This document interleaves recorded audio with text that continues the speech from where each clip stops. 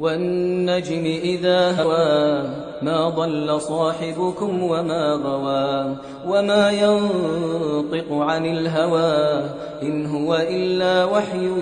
يوحى علمه شديد القوى ذو مرة فاستوى وهو بالأفق الأعلى ثم دنا فتدلى فكان قاب قوسين أو أدنى فأوحى إلى عبده ما